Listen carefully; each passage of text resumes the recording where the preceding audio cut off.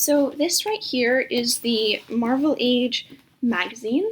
This is what the front page looks like, and it was a mixture of hype pieces, behind the scenes information about how these comics come to life and how the creatives work on them.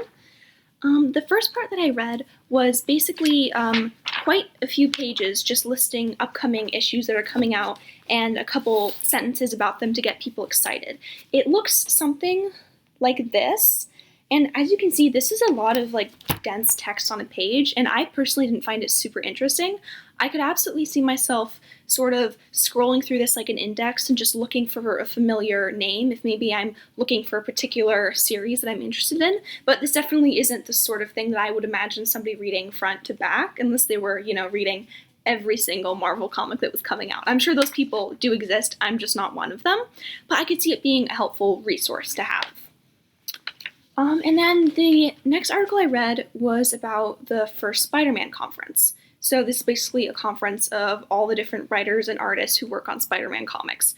And it was an interesting peek behind the scenes of the industry. It was an interview style, so you got to hear from a lot of different creative voices.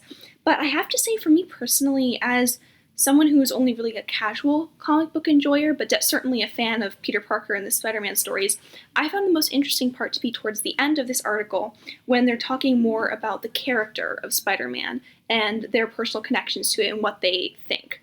So the format here, you can see, it's mainly text with a couple panels from these artists. This panel in particular of Spider-Man in the black suit is relevant because they're talking about how the red and blue suit is going to be retired at this particular issue.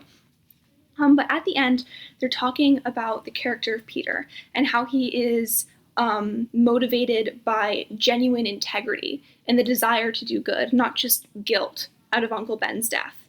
And I found that to be very powerful because I'm more interested in these sort of, say, think pieces, like analyzing characters and their motivations and what's going on in their head, and I could definitely see the connection and genuine love these artists had for the characters that they're working on, which was very touching to me. There's this quote here by one of the writers who says that, quote, "Everyone has said how much they enjoy working on Spidey because the people in the series live for the characters. Like, they're alive to them, so they're alive to the reader."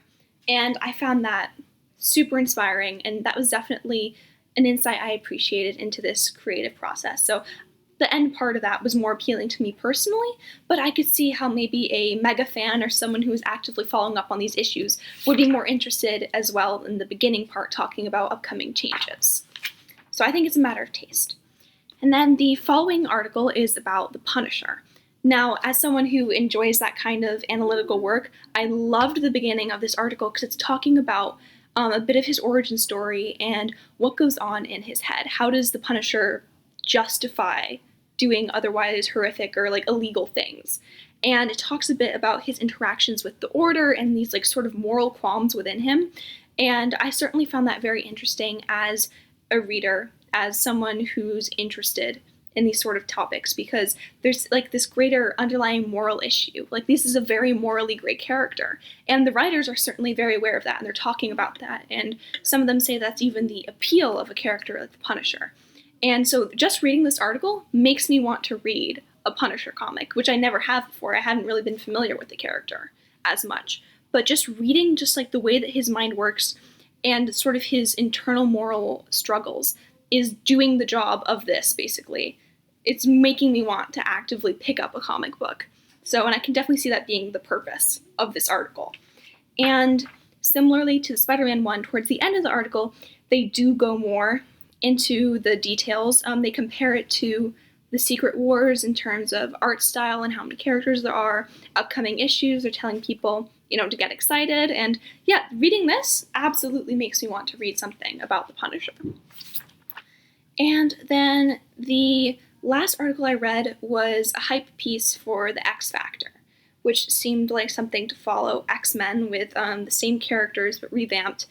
Now, this was interesting because this was less of a behind-the-scenes look and it was more of a promotional piece. And one of the ways they did that here was by censoring blocks of the text, which I think certainly does create a sense of intrigue. There's even some visual censorship here of a character in the middle, even though from the writing it was pretty obvious that it was Jean Grey. I could put two and two together, but I can absolutely see how a lover of X-Men would read this and be encouraged and interested to pick up the next edition of X Factor.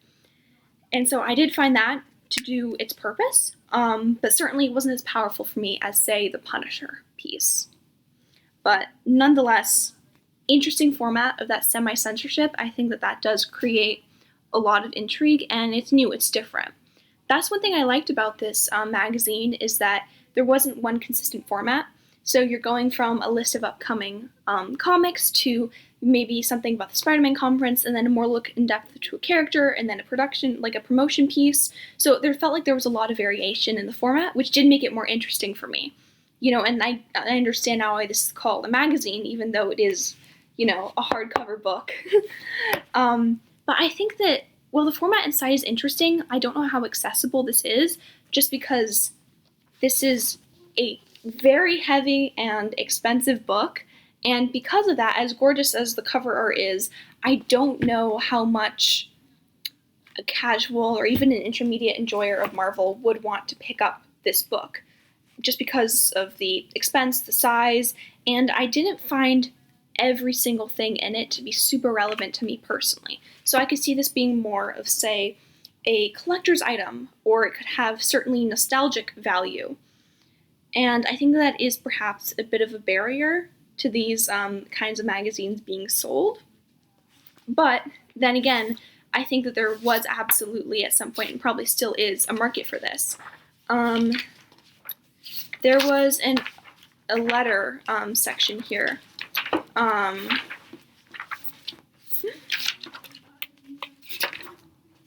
thank you. This sort of column right here.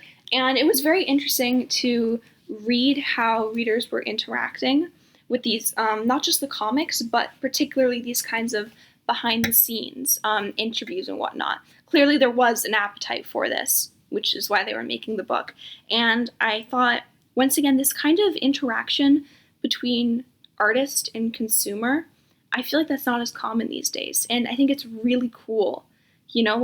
Think about a very passionate person writing in a letter to their favorite comic book artist and having the chance to actually read a response in the next edition of the magazine.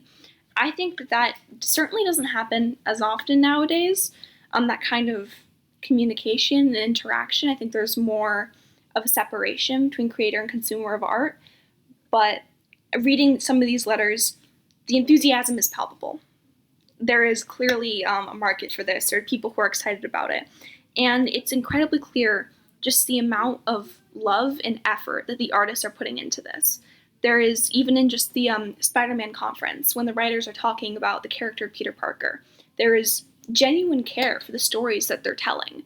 And I think that if you're somebody who genuinely cares about these characters, who, saves up your paycheck to go buy Marvel comics, think about a teenager, that's really cool to get this kind of interaction with the artists who are creating the work that you love so much.